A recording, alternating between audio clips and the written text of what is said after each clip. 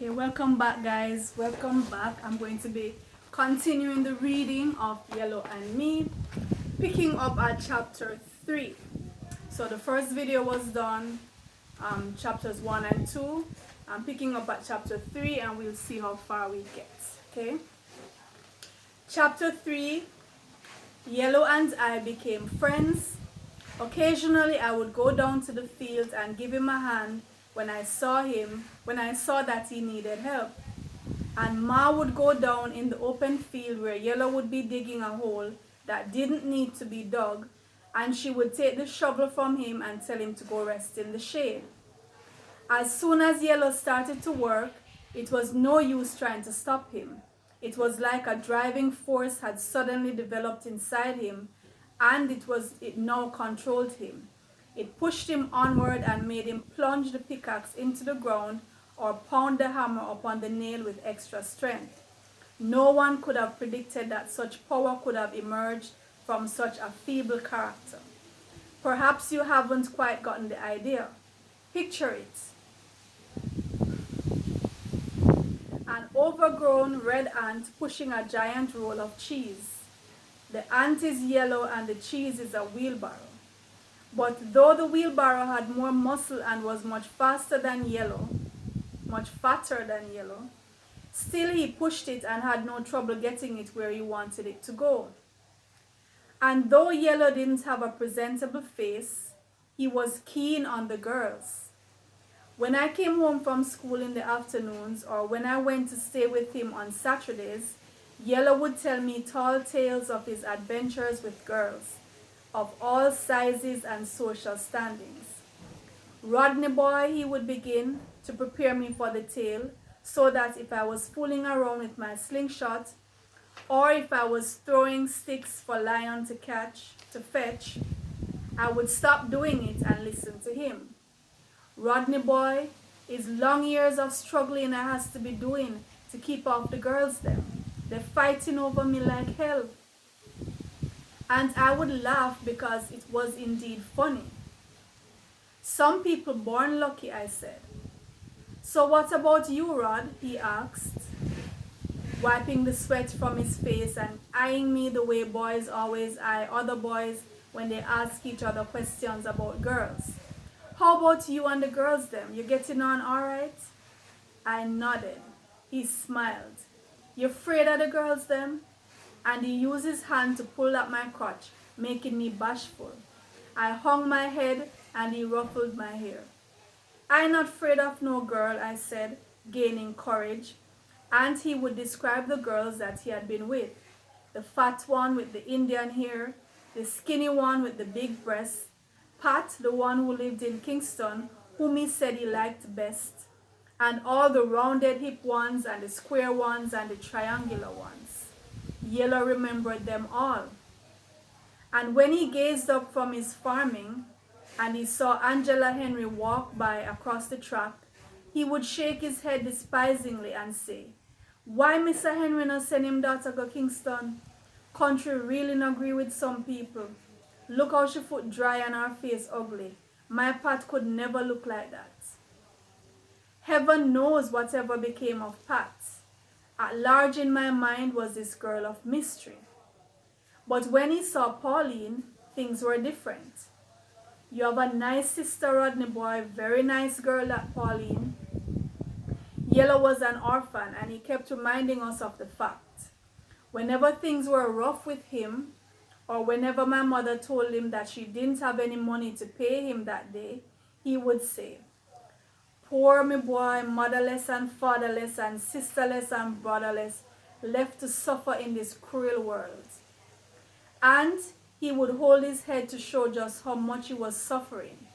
And he would retell the 1,000,000th version of the story, which we all knew so well, of how his parents had both perished in a car crash when he was very, very young, how there hadn't been anyone else to take care of him, and of how he was put into an orphanage in Kingston with a lot of similar little boys and girls who were his only relatives. Yellow had made a rather mysterious entry into Castleton, and when he suddenly appeared, No one knew from which direction he had come. Ma said he had come alone and had in no time at all made 1,000,000 friends, who gave him a hand in putting up a small, one-room wooden shack on the piece of captured land behind our house. Ma had always spoken highly of him, saying that he was not a bad boy, but he was too lazy. Ma had a passion for analyzing the young men of the district, picking out the ones that she liked best. And Yellow was a critic too. Now that he was a man, for in Ma's eyes, you're not a man until you started working, he would see Niggs, his best friend, sneaking into Mr. Henry's field, and Yellow would shake his head and sigh. These boys nowadays, you see Rodney, not at all remembering just a few weeks ago he was a boy like Niggs. And I admired Yellow. I looked up to him. Every day when I took his lunch to him, he would sit me down upon the bench that he had made, and he would take on that serious look that teachers always take on when they're having something important that must be learned. And Yellow would sit beside me and hold my hands, flopping himself down on the piece of bench which even his weight could make rock and threaten to collapse. Rodney boy, he would start, and my mother would look up from her digging and smile at us, and he would continue like a proud father. Life hard out there when you is a man. You have to be fighting all the days of your life. Worse if you is a father. And Ma would feel contented because she knew she was the teacher who had taught this teacher. You have to be careful who you talk to and who you don't talk to, he went on. And words, dear Lord, you have to be very careful with words. You have to dodge them when people fire them at you. For when words release with speed and harshness, they will sting you. And when they release slowly and clearly, they will kill you. So you have to know how to dodge them and how to fight back with your own words. And my ma would say, you know, Yellow, you could make a good teacher. I don't have the brains for teaching, Mom, he would answer. I is one of those boys who never take in anything at the orphanage school. And from the way Yellow refused to go with my mother on Sundays to Richmond Baptist Church, you could see he didn't take in anything at the orphanage church either. So you can imagine how surprised we were when Yellow came for work one morning without any tools and announced that he was going to be a preacher. My mother dropped the broom and Pauline had pricked herself with the needle which she was using to mend my khaki shirt. Whenever Yellow announced that he was going to do something progressive, or in this case something highly unusual, we couldn't help but be surprised. So he had come that morning earlier than usual and had walked into the yard as if his feet were too holy to touch the ground. Ma saw the change in him right away. His face had been washed and his hair had been combed, though he would not have thought that they had invented combs with such strength and power to have been able to untangle Yellow's hair. Scientists those days didn't have that type of technology. What happened to you, Yellow? Pauline asked. I is a new man, Yellow announced, making us puzzled. What make you so new? Ma asked. Yellow sat down and began to tell us his story. Last night, I have a vision, he said. Like a sage teaching his scholars something new. Last night, as I draw the sheets over my head and close my eyes to doze off to sleep, I hear a voice say to me, Yellow, you never shut the door. Go and shut the door properly. So I gets up, and when I looks, the door wide open. And just as I make to close it, I hear the same voice say, Yellow, go outside into the light. I is Gabriel, angel of God. The Lord has sent me for you, and he has chosen you out of all the men in the land. And I there standing looking for Gabriel, but Gabriel refused to show himself to me. And still I knows he's there because I feel his presence beside me. Yellow, stop your foolishness, you hear me? Ma gave out jokingly, but Yellow wasn't laughing. What happened next, Yellow asked Pauline.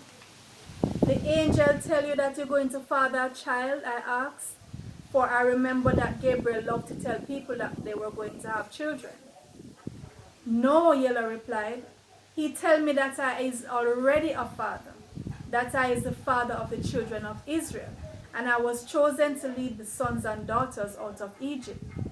And Yellow spoke calmly and slowly, as if the divine spirit was speaking through him. But why God choose you? I asked innocently. The Lord works in mysterious ways, Pauline said. God chose me because I have the experience of a leader. I knows my people and I knows the trials and tribulations that my people face. You is just like all the other young men them who going all over the place telling people that they were sent by God, Ma said. The Lord God knows that there will be many false prophets on the land. But when the right one come, you will know him, for he will have the mark of the Lord on his body. And he rolled up his sleeve and showed us the birthmark on his hand, proving him to be the right one, the one who was sent by God. Everybody have a birthmark, Ma debated. Yes, Miss Smithers, but this is a different birthmark. How different? And he showed it to us again, just in case we hadn't noticed the difference. Mine is not any ordinary birthmark. Mine have the shape of a cross. You know what that means, Miss Smithers? Ma didn't know what it meant. Let me see if my birthmark is... I have a birthmark here. Can you see it? Right here. Well, it's not shaped like a cross. Ma didn't know what it meant. It means that I is a holy man. He didn't look very holy. He modeled the same trousers that I saw him in since I came into the world. And he wore the same white shirt. At least it was white when Ma had given it to him, but now the color was uncertain. He was standing now by the table in our house, posing in his bow-legged stance, with his pants floppy. Ma think that Yellow was joking. Pauline, who would believe any story once your face is serious when you're telling it to her, started to question more. Pauline was 14 and 2 years older than I, but if I hadn't told you, you would not have guessed. Pauline's estimation of maturity had been thoroughly diluted. So what are you going to do now, Yellow? She asked him, forgetting all about her sewing and about her finger which was dripping blood. The angel tell me that I should go and preach the word to let the people know that I has come. You know how to preach? I'm born with preaching in my blood, he boasted, as if he was the only one born with preaching in his blood. And day by day, Yellow would come to work without his tools. Yellow, Ma would say, you're gone back to wasting time? You wouldn't even help me to plant some tomatoes? Miss Smithers, came the proud reply, farming is not for me. God cut out a special work for me. God want me to tend to his sheep. But Ma not angry at him. She knew what it was like to be young, and she had that experienced type of knowledge that people, especially women, always have after they spend more than 3 decades on the earth. Yellow was like a part of our family. It's true that he himself was his own family, but he was part of us too. Ma, when she was in the family mood, owned him as her own son. And when at school the boys threatened to beat me up, I would tell them that my big brother was a prophet, and that if they ever laid a hand on me, my big brother would let God strike them with lightning or use a thunderbolt to break their necks. But country boys weren't very afraid of thunderbolts. But Yellow said to me, Rodney boy, people will come and fight you, but you must always turn the other cheek. And Yellow began to read his Bible, a little green New Testament Bible that he had borrowed from Ma, which wasn't a full Bible and only boasted 29 books. But Yellow didn't mind. Every day, he and Pauline, who for some reason unknown to me had managed to graduate from all-age school in Castleton, would sit down on the wooden bench in the yard and study the little Bible until there was no verse that Yellow didn't know. And it even came to the point where Yellow began to add his own verses, finding those which the prophets before him had written to be rather unsatisfactory. End of chapter 3. What do you think so far, guys? Everyone, remember, welcome back Zandy and Kimura. They're with us again. What do you think about the story so far? Alright, so keep listening. I'm going to read chapter 4. Each video will be roughly 2 chapters. So chapter 4, Yellow began to preach under the big mango tree just outside our gate. A mango tree which the preacher himself had raided in his youthful days. Not many people turned up for the first sermon. Pauline and I were the only sheep, and Lion was the watchdog, but the shepherd wasn't anxious.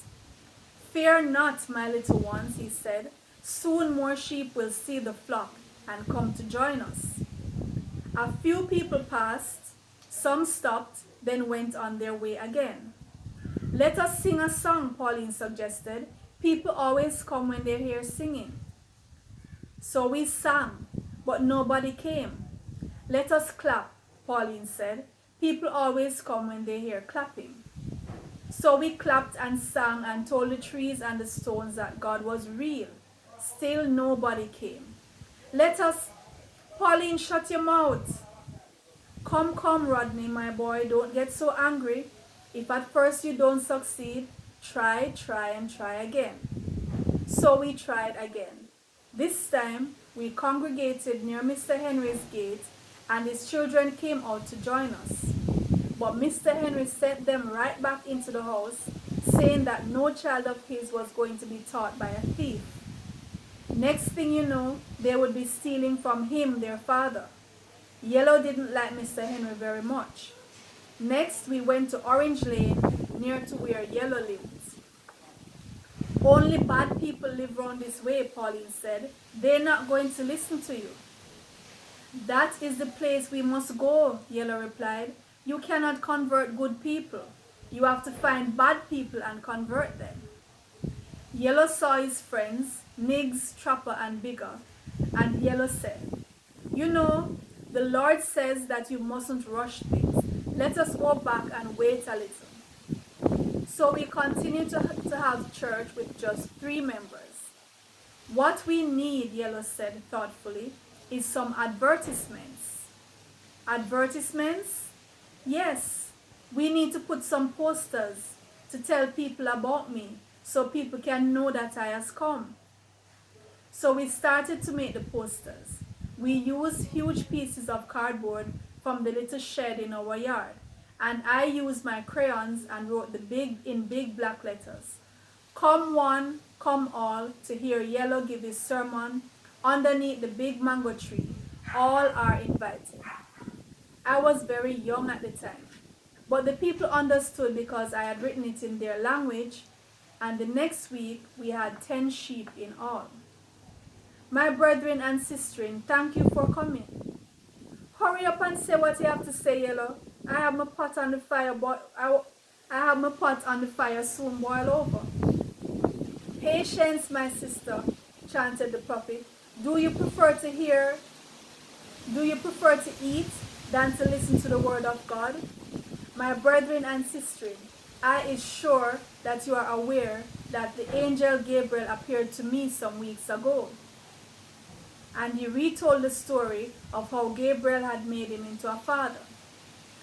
Yellow had this style of preaching where, whenever he quoted a verse or a text, no matter where in the Bible the verse or text had been taken from, he would say, "Is in the Corinthians," as if he had studied the Corinthians more than any other book in the Bible. Ma never showed up at any of the sermons. She continued to go to church in Richmond. That Yellow is a joker, she said. He don't have nothing to bother him. But that didn't stop her from preparing meals especially for him on Sundays, packing up enormous slices of yam and potatoes with saltfish so that he wouldn't get hungry during the sermon. And Yellow would accept it heartily, saying that God bless those who give. Why I thinks the people not coming, he said sagely, is because I too simple. I need some promotion. I need some fanciness. Pauline, lend me one of your dress. Pauline ran for one of her dresses. What are you going to do with Pauline's dress? Mark inquired. Miss Smithers, you ever see Jesus in pants? When Jesus was on earth, you ever see him in pants? He never used to wear pants. It was true. So Yellow put on Pauline's red dress. Instead of coming to hear the sermon, the people came to tell Yellow that he was a madman. You know you're a real jackass, Yellow, Niggs commented. I can't see how you would live such an aristocratic life and go take up preaching. Yellow was afraid of Niggs. Niggs was a fierce-looking man, stronger than Moses and had more muscles than Noah, I felt certain. Niggs alone could build 2 arks, and he could use his bare hands to lift the elephants and the lions into the ark. He was short and strong like a tractor, having gained much of his strength from lifting Mr. Henry's gigantic pumpkins and watermelons over the fence. When Niggs was gone, Yellow said to me, Rodney boy, the Bible says that they will curse me and prosecute me and do all manners of evils against me, is in the Corinthians, but I will keep up the faith. He was standing now in his dress, with his hairy albino legs sticking out from the pleats, and he wanted me to wear a dress too. Rodney, he said, you is my little assistant, kinda like a little disciple. When Jesus was on earth, his disciples had to wear a dress like him. I cried and ran to Ma, telling her that Yellow wanted me to wear a frock.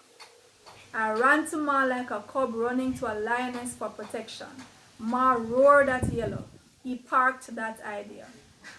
Fear not, Miss Smithers, said the prophet decidedly. I am pretty sure that 1 or 2 of Jesus' disciples were allowed to wear pants. Fear not. Yellow and I were partners. We worked together and we breathed the same air. When he saw me doing my homework, and that was very occasional, he would come over to me and peep into my book. Rodney, my boy, he would say, patting me on the shoulder, you're doing great, man, you're learning well.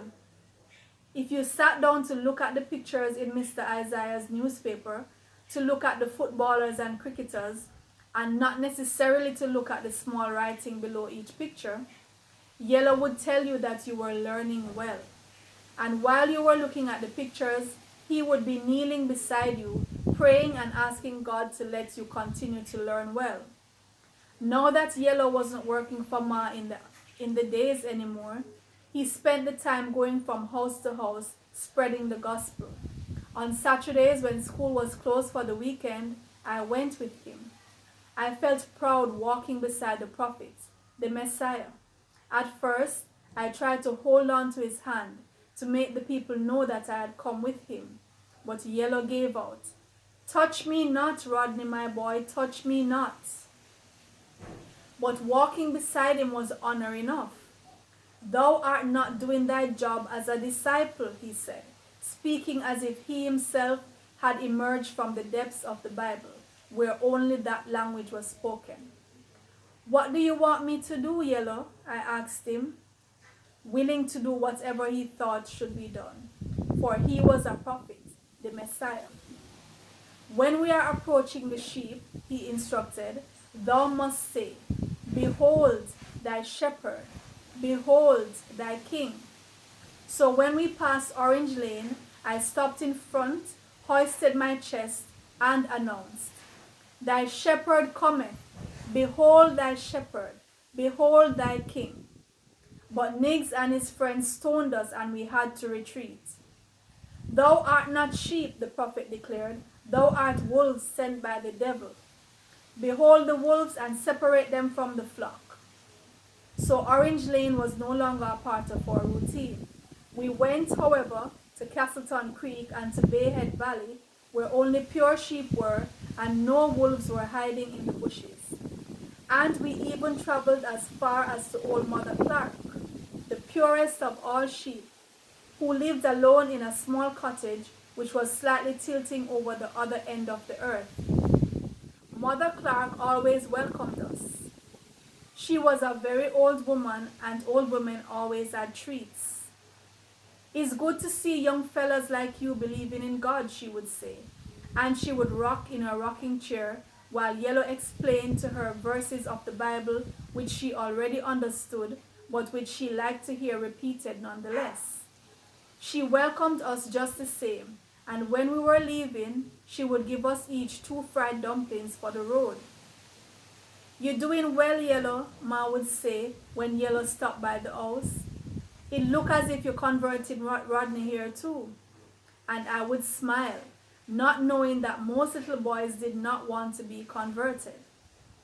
"Yeah," Yellow would reply proudly, "the people really like us." And after a moment's consideration, "But something is missing." "What missing?" Pauline asked. "My hair," said the prophet. "What's wrong with your hair?" "It is too thick and rough," he said. He distinctly remembered reading that Jesus' hair was not thick and rough. He was sure of it. "You never seemed to mind your hair before." "Miss Smithers, you ever see Jesus with rough hair? Where's the almanac? See here, his hair is always straight. I want my hair to be straight." "You're taking this thing too far, Yellow," Ma protested. "What you want to go straighten your hair for?" But Pauline had already gone for the pressing comb. Soon Yellow had a stringy blonde mane over his shoulder. He stood sacredly and shook his head from side to side, from one side to the other, so that we could see that his hair was as long as Christ. And Yellow grew a small beard and a moustache, and he began to look just as how Jesus looked on the almanac in our house, except that Yellow was for real. And the next time we went to Bayhead or to the creek, and Yellow was marching beside me with his long hair and his beard and his moustache, and wearing the white robe which Ma had made for him, I felt closer to Jesus. End of chapter 4. Thank you, my lovely ones, for being with me. So in the next video, we'll continue from chapter 5.